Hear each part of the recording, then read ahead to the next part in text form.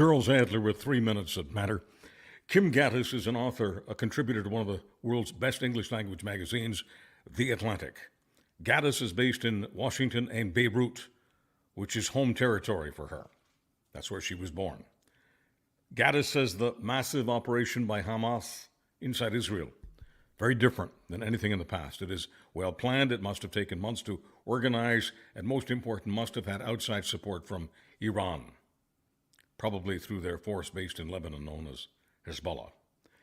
The author says this is a huge intelligence failure by Israel, caught totally unaware.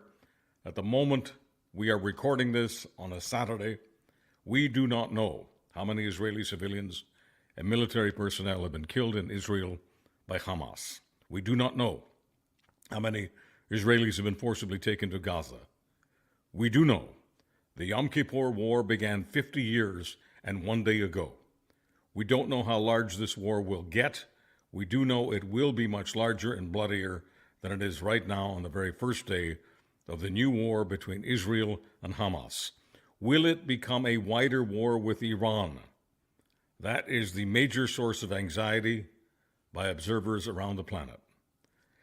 From my Saturday Free Press column, I wrote about the great mistake the Manitoba Progressive Conservatives would be making if they drift even further to the right. The right wing does not work in Winnipeg. Winnipeg is too middle of the road. Winnipeg is where 2/3 of the population lives in Manitoba. If you don't win in Winnipeg, you're a loser. The Tories took only 3 out of 32 Winnipeg ridings in this election last Tuesday. Only 3 out of 32. In Tuxedo, they won by only 263 votes. I mention that riding because it's been reliably PC ever since it was created more than 40 years ago and has been held for more than 20 years by Heather Stephenson, who gets a footnote in history for being an elected premier. No, for being an unelected premier for nearly 2 years. Her riding bleeds blue. It's never been captured by another.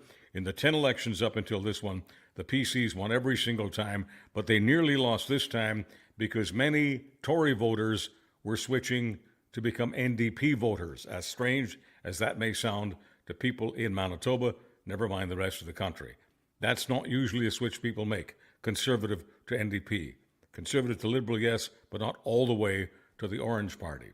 Winnipeg has 32 of the province's 57 seats. On October 3rd, the PCs took only 3, barely more than 10% of the seat total in Winnipeg. Call this year's edition of the Manitoba PCs the 10% Tories. That may be unkind, but it's not unfair. The Manitoba Conservatives are at a crossroads. Go right or left.